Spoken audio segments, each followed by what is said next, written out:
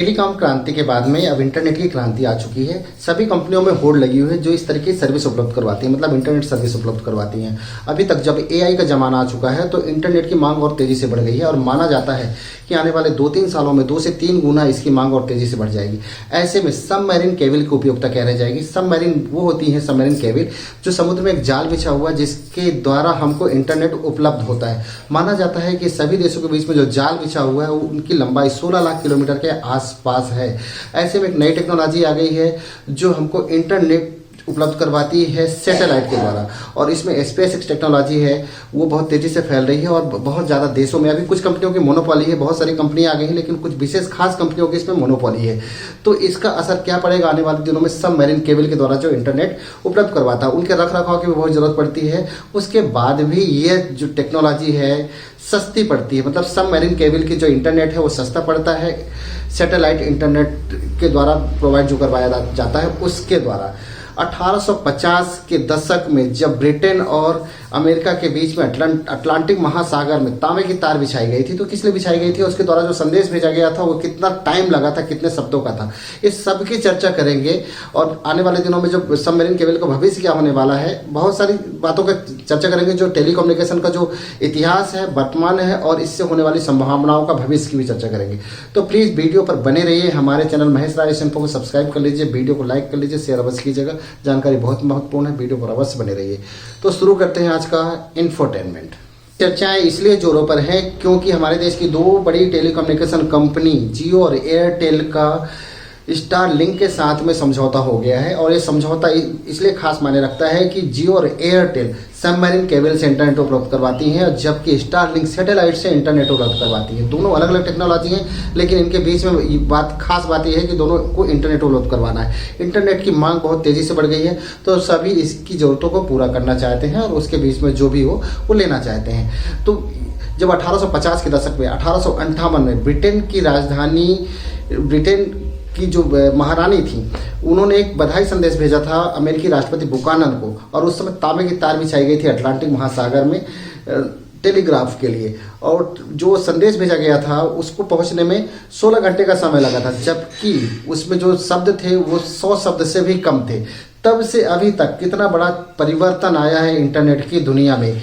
अब ये देख ले रहे हैं कि जो सबमरीन केबल है उसके द्वारा जो डेटा प्रसारित किया जाता है वो पर सेकंड 60 करोड़ घंटे एचडी वीडियो के बराबर डेटा प्रसारित किया जाता है। और ये माना जा रहा है कि आने वाले 2-3 सालों में इसकी डिमांड जस्ट डबल हो जाएगी। 2 सालों में, हर 2 सालों में इसकी मांग डबल हो जाएगी।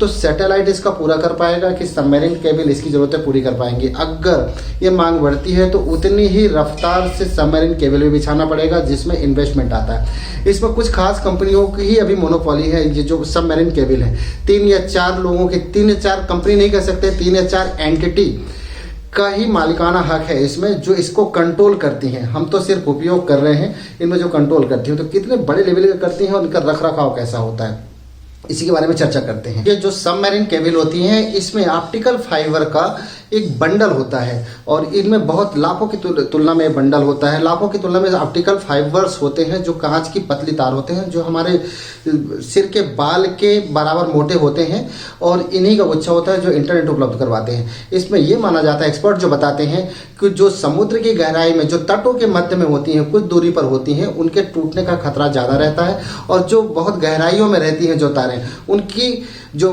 गहराइयों में जो केबल्स बिछे होते हैं उनके टूटने का खतरा कम रहता है, क्योंकि गहराई जो तट पे जो समुद्री जहाज होते हैं, कुछ जानवर भी होते हैं जो समुद्री जानवर होते हैं, उनसे खतरा रहता है। उससे ज़्यादा ये रहता है कि जो समुद्री जहाज होते हैं बहुत बार ये लंगर में फंस जाती हैं तार, और इनको जोड़ना पड़ जाता है। इनके बैकअप के लिए अलग से केबल बिछाई जाती हैं कि जब ये टूट जाती हैं तो इनको जोड़ना भी पड़ता है। और इनकी जो टीम होती है इतना बहुत तेज़ी से काम करती हैं कि जैसे उनकी पता चलता है, मतलब ये कहना चाहिए कि कुछ ही मिनट या कुछ घंटों के अंदर ये तुरंत रिपेयर कर ली जाती हैं, बहुत इनके कभी भी बाधा नहीं पहुंचती है। हम ये भी देख चुके होंगे कि इंटरनेट में जब हमारा इंटरनेट चल रहा होता है, लास्ट मतलब ये कहना चाहिए कि अमेरिका से लेके और हमारे देश तक, हमारे देश भारत तक ये प्रक्रिया निरंतर चलते रहती है और कभी बाधित नहीं होता है। इंटरनेट कभी होता है तो कुछ मिनट कुछ सेकंड के लिए होता है, ये कि इसकी स्पीड धीमी होती है।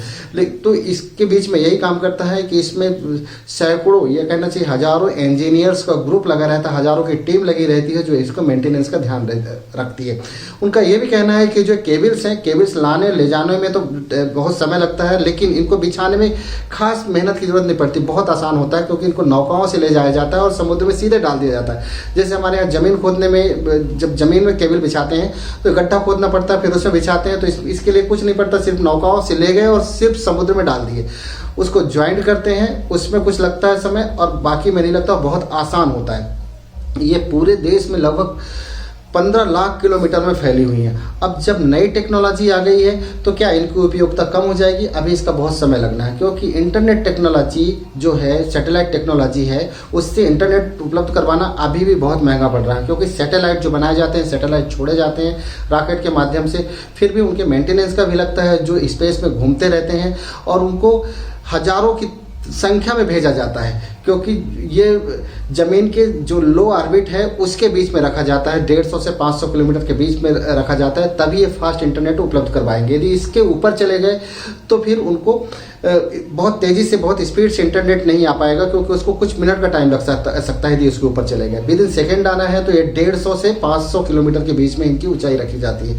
और जब इतनी कम ऊंचाई में जाते हैं और तो इनकी जो आकार में छोटे भी होते हैं और इनके रख रखाव में भी समय लगता है। और इनका जो इंटरनेट जाल बिछा हुआ है, मतलब जो आपस में इंटर कनेक्ट होते हैं, उसको कनेक्टिविटी के लिए भी काफ़ी खर्च करना पड़ता है। मतलब ये कंप्यूटर से ही कनेक्ट होते हैं सैटेलाइट आपस में, लेकिन फिर भी इनकी कनेक्टिविटी में खर्चा आता है। तो अभी ये टेक्नोलॉजी काफ़ी महंगी है केबल की तुलना में, तो अभी इसको रिप्लेस करने में तो समय लगेगा, लेकिन ये समझने की कोशिश करते हैं कि इसमें कितनी एंटिटी का हिस्सा है, कितने लोग इसको कंट्रोल करते हैं। कुछ ही लोग कंट्रोल करते हैं, हम ये कहेंगे, उन्हीं के बारे में चर्चा करेंगे। और कुछ लोग कौन है जो सबमरीन केबल को कंट्रोल कर रहे हैं। कि केबल की मिल्कियत केवल 3 तरह की कंपनियों के पास में है।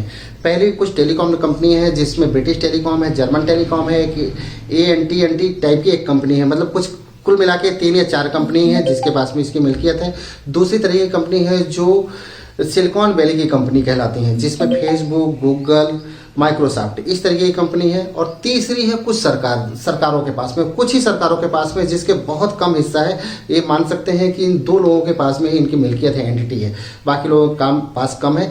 यही इनके रख रखाव से लेके बिछाने तक की जिम्मेदारी लेती हैं, और खासकर रख रखाव की जिम्मेदारी इन्हीं के पास में है, खासकर सिलिकॉन वैली के पास में है और ब्रिटिश और जर्मन टेलीकम्युनिकेशन के पास में है। तो अभी तो ये देखने में लग रहा है कि बहुत जल्दी रिप्लेस कर देगा सैटेलाइट इंटरनेट सबमरीन केबल के इंटरनेट को, लेकिन अभी ये बहुत मुश्किल है, क्योंकि दोनों के खर्चे में बहुत बड़ा अंतर है, दोनों की सर्विसेज में बहुत बड़ा अंतर है।